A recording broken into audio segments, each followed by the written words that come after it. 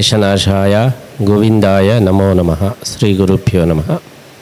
40 ವರ್ಷಗಳ ಹಿಂದೆ ನಾವು ನಮ್ಮ ವಿದ್ಯಾಭ್ಯಾಸವನ್ನು ಮುಗಿಸಿ ಹೊರಗೆ ಬಂದಾಗ ನಮಗೊಂದು ಹೊಸ ಆಲೋಚನೆ ಬಂತು. ಅಷ್ಟರ ತನಕ ವಿದ್ಯಾಪೀಠಗಳು ಇದ್ದರೂ ಕೂಡ ಕೇವಲ ವಿದ್ವಾಂಸರನ್ನು ಮಾತ್ರ ವೇದಾಂತ ವಿದ್ವಾಂಸರನ್ನು ತಯಾರು ಮಾಡ್ತಾಯಿದ್ರು. ಆದರೆ ಸಮಾಜದಲ್ಲಿ ದೇವಸ್ಥಾನಗಳಲ್ಲಿ ಅರ್ಚಕರ ಕೊರತೆ, ಊರಿನಲ್ಲಿ ಪುರೋಹಿತರ ಕೊರತೆ, ಇದೆಲ್ಲ ಬಹಳ ಜ್ವಲಂತ ಸಮಸ್ಯೆಯಾಗಿ ಅದು ಬೆಳೀತಾ ಇರೋದನ್ನು ಗಮನಿಸಿ ಅರ್ಚಕರು, ಅದೇ ರೀತಿ ಪುರೋಹಿತರು, ವಿದ್ವಾಂಸರು ಈ ಮೂವರನ್ನು ತಯಾರು ಮಾಡತಕ್ಕಂಥ ವಿದ್ಯಾಪೀಠ ಬೇಕು ಎಂಬಂತಹ ಒಂದು ಯೋಚನೆ ನಮಗೆ ಬಂದು ಮೊಟ್ಟ ಮೊದಲ ಬಾರಿಗೆ ನಾವು ಪುರೋಹಿತರನ್ನು, ಅದೇ ರೀತಿ ಅರ್ಚಕರನ್ನು, ವಿದ್ವಾಂಸರನ್ನು ಮೂವರನ್ನು ತಯಾರು ಮಾಡತಕ್ಕಂತಹ ಶ್ರೀ ಪುತ್ತಿಗೆ ವಿದ್ಯಾಪೀಠ ಎಂಬುದನ್ನು ಉಡುಪಿ ರಥಬೀದಿ ಮಠದಲ್ಲಿ ಪ್ರಾರಂಭ ಮಾಡಿದೆವು.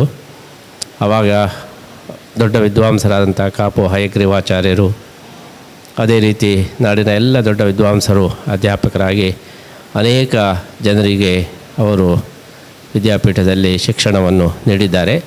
ಅದು ಬೆಳೀತಾ ಇರುವಾಗ ನಮಗೆ ಸ್ಥಳದ ಅವಕಾಶಕ್ಕಾಗಿ ಪುತ್ತಿಗೆ ಮೂಲ ಮಠದಲ್ಲಿ ಹಿರಿಯಡ್ಕದಲ್ಲಿ ಆ ವಿದ್ಯಾಪೀಠವನ್ನು ಬೆಳೆಸಿದ್ವಿ. ಇವತ್ತು ಪುತ್ತಿಗೆ ವಿದ್ಯಾಪೀಠದಲ್ಲಿ ಬಹಳ ದೊಡ್ಡದಾದಂತಹ ಕಟ್ಟಡದ ನಿರ್ಮಾಣವಾಗಿದೆ. ವಿದ್ಯಾರ್ಥಿಗಳಿಗೆ ಬೇಕಾದ ಎಲ್ಲ ಸೌಲಭ್ಯಗಳು ಕೂಡ ಇದೆ.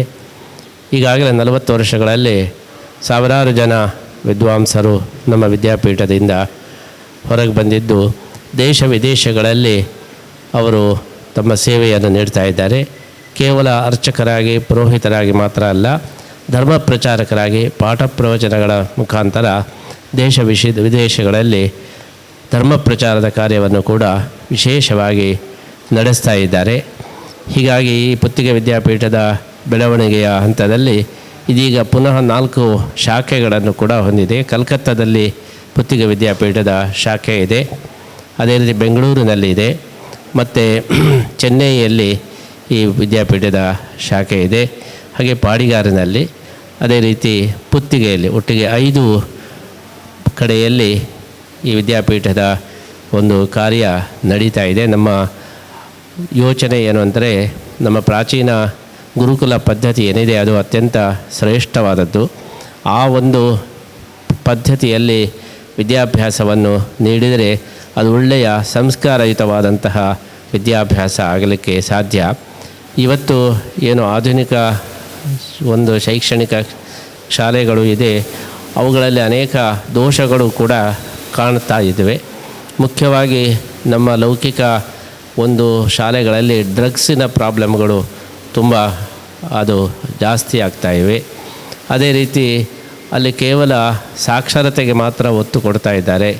ಅಲ್ಲಿ ಸಂಸ್ಕಾರಗಳು, ಅದೇ ರೀತಿ ನೈತಿಕತೆಯ ಬಗ್ಗೆ ಹೆಚ್ಚಿನ ಪ್ರಾಧಾನ್ಯತೆಯನ್ನು, ಪ್ರಾಶಸ್ತ್ಯವನ್ನು ನೀಡ್ತಾ ಇಲ್ಲ. ಹಾಗಾಗಿ ಆ ಗುರು ಶಿಷ್ಯರ ಸಂಬಂಧ ಏನು ಅದು ವಿಶೇಷವಾಗಿ ಅಲ್ಲಿ ಬೆಳೀತಾ ಇಲ್ಲ. ನಮ್ಮ ಪ್ರಾಚೀನ ಶಿಕ್ಷಣ ಪದ್ಧತಿಯಲ್ಲಿ ಆದರೆ ಗುರುಗಳ ಜೊತೆಗೇ ವಾಸ ಮಾಡಿಕೊಂಡು, ಅವರ ಸೇವೆ ಮಾಡಿಕೊಂಡು, ಅವರ ಒಂದು ಕೃಪಾದೃಷ್ಟಿಯ ಜೊತೆಗೆ ವಿದ್ಯಾಭ್ಯಾಸವನ್ನು ಮಾಡತಕ್ಕಂತಹ ಪದ್ಧತಿ ಅದು ನಮ್ಮ ವಿದ್ಯಾಪೀಠಗಳಲ್ಲಿದೆ. ವಿದ್ಯಾರ್ಥಿಗಳು ಗುರುಗಳನ್ನು ಬಹಳ ಒಂದು ಗೌರವದಿಂದ ನೋಡಿಕೊಂಡು ಅವರ ಅನುಗ್ರಹದ ಜೊತೆಗೆ ಅಭ್ಯಾಸವನ್ನು ಮಾಡತಕ್ಕಂಥ ಈ ಒಂದು ಪದ್ಧತಿಯನ್ನು ನಾವು ಉಳಿಸಿಕೊಂಡು ಬಂದಿದ್ದೇವೆ. ಈ ಹಿನ್ನೆಲೆಯಲ್ಲಿ 5 ವಿದ್ಯಾಪೀಠಗಳು ಕೂಡ ಈ ಒಂದು ಸೇವೆಯನ್ನು ನಡೆಸ್ತಾ ಇದೆ. ಇದೀಗ 40 ವರ್ಷದ ಸಂಭ್ರಮ ನಮ್ಮ 4ನೇ ಒಂದು ಪರ್ಯಾಯದ ಸಂದರ್ಭದಲ್ಲಿ ಬಂದದ್ದರಿಂದ ಈ 40ನೇ ವರ್ಷದ ವಾರ್ಷಿಕೋತ್ಸವವನ್ನು ರಾಜಾಂಗಣದಲ್ಲಿ ನಡೆಸಬೇಕು. ಅದರ ಅಂಗವಾಗಿ ಹಿರಿಯ ವಿದ್ವಾಂಸರ ಒಂದು ಗುರುತಿಸುವಿಕೆ, ಅದೇ ರೀತಿ ವಿಚಾರ ಸಂಕಿರಣ, ಹಳೆಯ ವಿದ್ಯಾರ್ಥಿಗಳ ಸಮಾವೇಶ, ಎಲ್ಲ ವಿದ್ಯಾಪೀಠದ ವಿದ್ಯಾರ್ಥಿಗಳ ಒಂದು ಸಮಾವೇಶ, ಹೀಗೆ ಅನೇಕ ಯೋಜನೆಗಳನ್ನು ಹಮ್ಮಿಕೊಂಡಿದ್ದು, ಅದೇ ರೀತಿ ಆಧುನಿಕ ವಿದ್ಯಾರ್ಥಿಗಳಲ್ಲಿ ಕೂಡ ಧರ್ಮಶ್ರದ್ಧೆ ಹೇಗೆ ಬೆಳೆಸಲಿಕ್ಕೆ ಸಾಧ್ಯ ಎಂಬ ಬಗ್ಗೆ ಈ ಚಿಂತನ ಮಂಥನ ನಡೀತಾ ಇದೆ.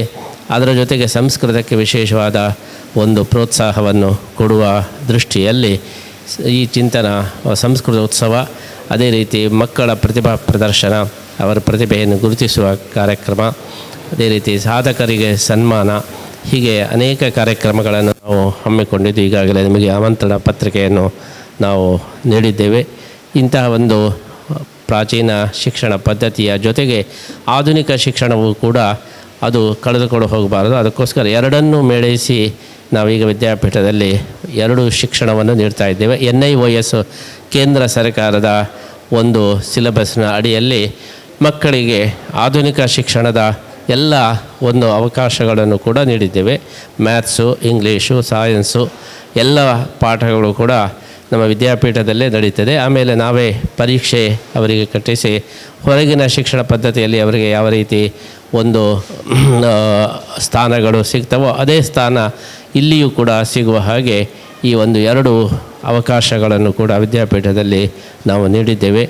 ಇಂತಹ ಒಂದು ವಿದ್ಯಾಪೀಠದಲ್ಲಿ 40 ವರ್ಷಗಳಿಂದ ಸಾವಿರಾರು ವಿದ್ವಾಂಸರು, ಅರ್ಚಕರು ತಯಾರಾಗಿ ಇವತ್ತು ನಮ್ಮ ವಿದ್ಯಾಪೀಠದ ವೈಶಿಷ್ಟ್ಯ ಏನೆಂದರೆ ನಮ್ಮ ವಿದ್ಯಾಪೀಠದಲ್ಲಿ ತಯಾರಾದಂತಹ ಎಲ್ಲ ಒಂದು ವಿದ್ವಾಂಸರಿಗೆ ಎಲ್ಲ ಹೊರ ದೇಶಗಳಲ್ಲಿ, ವಿದೇಶಗಳಲ್ಲಿ ಒಂದು ಸೇವೆ ಮಾಡತಕ್ಕಂಥ ಅವಕಾಶ ಇದೆ. ಸುಮಾರು 50 ಜನ ಪುರೋಹಿತರು ಅವರು ಅಮೇರಿಕಾದಲ್ಲಿ ತಮ್ಮ ಸೇವೆಯನ್ನು ಸಲ್ಲಿಸ್ತಾ ಇದ್ದಾರೆ. ಹಾಗೆ ಆಸ್ಟ್ರೇಲಿಯಾದಲ್ಲಿ ಸೇವೆ ಸಲ್ಲಿಸ್ತಾ ಇದ್ದಾರೆ, ಮತ್ತು ಕೆನಡಾದಲ್ಲಿ ಮತ್ತು ಇಂಗ್ಲೆಂಡಿನಲ್ಲಿ ಸೇವೆಯನ್ನು ಸಲ್ಲಿಸ್ತಾ ಇದ್ದಾರೆ.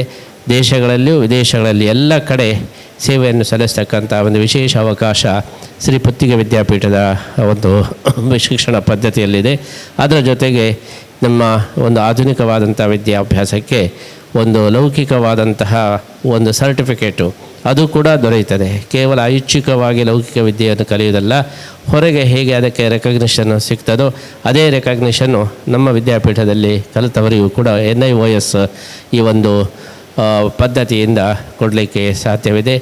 ಎಲ್ಲ ಅವಕಾಶಗಳನ್ನು ಸಮಾಜ ಉಪಯೋಗಿಸಿಕೊಳ್ಬೇಕು. ನಮ್ಮ ಸನಾತನ ಧರ್ಮ ರಕ್ಷಣೆಗೆ ಮೂಲ ಒಂದು ಭೂತವಾಗಿ ಪುರೋಹಿತರು, ಅರ್ಚಕರು, ದೇವಸ್ಥಾನಗಳು, ಮಠಗಳು ಇವತ್ತು ಉಳಿಬೇಕಾದರೆ ಇಂತಹ ಒಂದು ವಿದ್ಯಾರ್ಥಿಗಳ, ವಿದ್ವಾಂಸರ ತಯಾರಿ ಅದು ಬಹಳ ಮುಖ್ಯವಾದದ್ದು. ಇವತ್ತು ಇದಕ್ಕೆ ಸರ್ಕಾರದ ಪ್ರೋತ್ಸಾಹವೂ ಕೂಡ ವಿಶೇಷವಾಗಿ ಬೇಕಾಗಿದೆ. ಇವತ್ತು ಸರ್ಕಾರಗಳು ಬೇರೆ ಧರ್ಮಗಳ ಒಂದು ಶಿಕ್ಷಣ ಸಂಸ್ಥೆಗಳಿಗೆ ವಿಶೇಷ ಪ್ರೋತ್ಸಾಹವನ್ನು ಕೊಡ್ತಾ ಇವೆ. ಮದ್ರಸಾ ಮೊದಲಾದ ಸಂಸ್ಥೆಗಳಿಗೆ ಕೊಡ್ತಾ ಇವೆ. ಹಾಗೆ ನಮ್ಮ ಗುರುಕುಲ ಪದ್ಧತಿಯ ಈ ವಿದ್ಯಾಪೀಠಗಳಿಗೂ ಕೂಡ ನಮ್ಮ ಸರ್ಕಾರ ವಿಶೇಷ ಪ್ರೋತ್ಸಾಹವನ್ನು ಕೊಡಬೇಕು. ಆ ಒಂದು ಪದ್ಧತಿ ನಮ್ಮ ಭಾರತದ ಸಾಂಸ್ಕೃತಿಕ ವೈಭವದ ಒಂದು ಸಂಕೇತವಾದಂತಹ, ಪ್ರತೀಕವಾದಂತಹ ವಿದ್ಯಾಪೀಠಗಳ ಒಂದು ಅಸ್ಮಿತೆ ಅದು ಕೂಡ ಬಹಳ ಮುಖ್ಯ. ಆ ವಿದ್ಯಾಪೀಠಗಳ ಒಂದು ಸಂಸ್ಕೃತಿಯನ್ನು ಉಳಿಸುವ ದೃಷ್ಟಿಯಲ್ಲಿ ಸರ್ಕಾರವು ಕೂಡ ಇಂತಹ ಒಂದು ಶಿಕ್ಷಣ ಸಂಸ್ಥೆಗಳಿಗೆ ವಿಶೇಷ ಪ್ರೋತ್ಸಾಹವನ್ನು ಕೊಡುವಂತಾಗಲಿ ಅಂತ ಹೇಳಿ ಈ ಸಂದರ್ಭದಲ್ಲಿ ನಾವು ಹಾರೈಸ್ತಾ, ಈ ಬಾರಿ ಇದರ ಜೊತೆಗೆ ನಮ್ಮ ವಿದ್ಯಾಪೀಠಗಳಿಗೆ ವಿದ್ಯಾರ್ಥಿಗಳಿಗೆ ಪ್ರವೇಶಾವಕಾಶವನ್ನು ಕೂಡ ಪ್ರಾರಂಭ ಮಾಡಿದ್ದೇವೆ. ಈಗಾಗಲೇ SSLC ಪರೀಕ್ಷೆಯನ್ನು ಮುಗಿಸಿದಂತಹ ವಿದ್ಯಾರ್ಥಿಗಳು, ಅದೇ ರೀತಿ ಅದಕ್ಕಿಂತ ಒಳಗಿನ ವಿದ್ಯಾರ್ಥಿಗಳು ಕೂಡ ನಾವು LKGಯಿಂದ ಪ್ರಾರಂಭ ಮಾಡಿ ನಾವು ಡಿಗ್ರಿ ತರಗತಿಯ ಎಲ್ಲ ವಿದ್ಯಾರ್ಥಿಗಳ, ಎಲ್ಲ ವಯಸ್ಸಿನ ವಿದ್ಯಾರ್ಥಿಗಳನ್ನು ಕೂಡ ನಾವು ಸ್ವೀಕಾರ ಮಾಡ್ತಾ ಇದ್ದೇವೆ. ಇದೀಗ ಶೈಕ್ಷಣಿಕ ಒಂದು ಪ್ರವೇಶದ ಒಂದು ಪರ್ವ ಸಂದರ್ಭದಲ್ಲಿ ಈ ಅವಕಾಶ ಈಗ ಅದು ಓಪನ್ ಆಗಿದೆ. ಎಲ್ಲ ವಿದ್ಯಾರ್ಥಿಗಳು ಕೂಡ ಈ ಒಂದು ಅವಕಾಶವನ್ನು ಪಡೀಬೇಕು. ಗುರುಕುಲ ಪದ್ಧತಿಯ ಎರಡು ವಿಧದ ಒಂದು ವಿದ್ಯಾಭ್ಯಾಸವನ್ನು ಪಡೀತಕ್ಕಂಥ ಅಪೂರ್ವ ಅವಕಾಶವನ್ನು ಸಮಾಜ ಉಪಯೋಗಿಸಿಕೊಂಡು ಸನಾತನ ಧರ್ಮದ ರಕ್ಷಣೆಯಲ್ಲಿ, ನಮ್ಮ ಸಂಸ್ಕೃತಿ ಧರ್ಮವನ್ನು ರಕ್ಷಣೆ ಮಾಡುವಲ್ಲಿ ಎಲ್ಲರೂ ಕೂಡ ಅವರು ಕಟಿಬದ್ಧರಾಗಬೇಕು ಎಂಬುದಾಗಿ ಹಾರೈಸ್ತಾ, ಇದರ ಜೊತೆಗೆ ನಾಡದು ನಾವು ಶಿಬಿರವನ್ನು ಕೂಡ ನಾವು ಪ್ರಾರಂಭ ಮಾಡ್ತಾ ಇದ್ದೇವೆ. 6ನೇ ತಾರೀಕಿನಿಂದ ಶಿಬಿರಗಳು, ಒಟ್ಟಿಗೆ 3 ಶಿಬಿರಗಳು ನಡೀತಾ ಇದೆ. ನಮ್ಮ ಗೀತಾ ಮಂದಿರದಲ್ಲಿ ಒಂದು ಶಿಬಿರ ನಡೀತಿದೆ, ಪುತ್ತಿಗೆಯಲ್ಲಿ ಶಿಬಿರ ನಡೀತಿದೆ, ತೀರ್ಥಹಳ್ಳಿಯಲ್ಲಿ ಮತ್ತು ಶಿಬಿರ ನಡೀತಾ ಇದೆ, ಉಡುಪಿ ಬೆಂಗಳೂರಿನ ಗೋವರ್ಧನ ಇದರಲ್ಲಿ ನಡೀತದೆ, ಮತ್ತು ರಥಬೀದಿ ಮಠದಲ್ಲಿಯೂ ಕೂಡ ಶಿಬಿರಗಳು ನಡೀತಿದೆ. ಹೀಗೆ ಈ ಎಲ್ಲ ಶಿಬಿರಗಳಲ್ಲಿಯೂ ಕೂಡ ವಿದ್ಯಾರ್ಥಿಗಳು ಆಗಮಿಸಿ ಇದರ ಉಪಯೋಗವನ್ನು ಕೂಡ ಪಡೀಬೇಕು. 6ನೇ ತಾರೀಕಿನಿಂದ ಪ್ರಾರಂಭವಾಗ್ತಕ್ಕಂತಹ ಎಲ್ಲ ಒಂದು ಶಿಬಿರಗಳಲ್ಲಿ ಭಾಗವಹಿಸಿ ನಂತರ ನಮ್ಮ ವಿದ್ಯಾಪೀಠಗಳ ಎಲ್ಲ ಅವಕಾಶಗಳನ್ನು ಕೂಡ ಉಪಯೋಗಿಸಿಕೊಂಡು ಸನಾತನ ಧರ್ಮ ರಕ್ಷಣೆ, ನಮ್ಮ ಸನಾತನ ಸಂಸ್ಕೃತಿಯ ರಕ್ಷಣೆಯ ದೃಷ್ಟಿಯಲ್ಲಿ ನಾವೆಲ್ಲರೂ ಕೂಡ ಕಟಿಬದ್ಧರಾಗಬೇಕು ಅಂತೇಳಿ ಈ ಸಂದರ್ಭದಲ್ಲಿ ನಾವು ಹಾರೈಸ್ತಾ ಎಲ್ಲ ಪತ್ರಿಕಾಕರ್ತರಿಗೂ ಕೂಡ ಈ ಒಂದು ಸಮಾರಂಭಕ್ಕೆ ನಾವು ಆಹ್ವಾನವನ್ನು ನೀಡ್ತಾ ಇದ್ದೇವೆ. ಇದಕ್ಕೆ ಬೇಕಾದಂಥ ವಿಶೇಷ ಪ್ರಚಾರದ ಸೇವೆಯನ್ನು ಕೂಡ ನೀವು ಸಲ್ಲಿಸಬೇಕು ಅಂತ ಹೇಳಿ ಈ ಸಂದರ್ಭದಲ್ಲಿ ಕೋರ್ತಾ ಇದ್ದೇವೆ. ತೀರ್ಥಹಳ್ಳಿಯಲ್ಲಿ ಈ ಬಾರಿ ನೂತನವಾಗಿ ಮತ್ತೊಂದು ವಿದ್ಯಾಪೀಠವನ್ನು ನಾವು ಪ್ರಾರಂಭ ಮಾಡ್ತಾ ಇದ್ದೇವೆ. ಜೊತೆಗೆ ಒಟ್ಟಿಗೆ 6 ವಿದ್ಯಾಪೀಠಗಳು ಪುತ್ತಿಗೆ ಮಠದ ವತಿಯಿಂದ ಅಲ್ಲಲ್ಲಿ ನಡೆಯುವ ಒಂದು ಪ್ರಯತ್ನ ನಡೀತಾ ಇದೆ. ಅದೇ ರೀತಿ ವಿದೇಶಗಳ ನಮ್ಮ ಎಲ್ಲ ಶಾಖೆಗಳಲ್ಲಿ ಶಿಬಿರಗಳು ಕೂಡ ನಡೀತಾ ಇವೆ. ಅಲ್ಲಿಯೂ ಕೂಡ ವೀಕೆಂಡ್ ಸಂದರ್ಭದಲ್ಲಿ ವಿದ್ಯಾಪೀಠದ ರೀತಿಯಲ್ಲಿ ಮಕ್ಕಳಿಗೆ ಶಿಕ್ಷಣವನ್ನು ನೀಡ್ತಕ್ಕಂಥ ತರಬೇತಿ ನೀಡ್ತಕ್ಕಂಥ ಕಾರ್ಯವೂ ಕೂಡ ನಡೀತಾ ಇದ್ದು, ಸನಾತನ ಧರ್ಮ ರಕ್ಷಣೆಗಾಗಿ ಉಡುಪಿಯ ಶ್ರೀ ಪುತ್ತಿಗೆ ಮಠ ಕೈಗೊಂಡಂಥ ಎಲ್ಲ ಒಂದು ಸೇವಾ ಪ್ರಕಲ್ಪಗಳಿಗೆ ಸಾರ್ವಜನಿಕರ ಪೂರ್ಣ ಪ್ರೋತ್ಸಾಹ ಬೇಕು ಅಂತೇಳಿ ಸಂದರ್ಭದಲ್ಲಿ ನಾವು ಕೇಳಿಕೊಳ್ತಾ ನಮ್ಮ ಮಾತನ್ನು ಮುಗಿಸ್ತಾ ಇದ್ದೀವಿ. ಸುಮಾರು ಎಲ್ಲ ವಿದ್ಯಾಪೀಠಗಳಲ್ಲಿ ಸೇರಿ 250 ಮಕ್ಕಳು ಈ 5 ವಿದ್ಯಾಪೀಠಗಳಲ್ಲಿ ಓದ್ತಾ ಇದ್ದಾರೆ.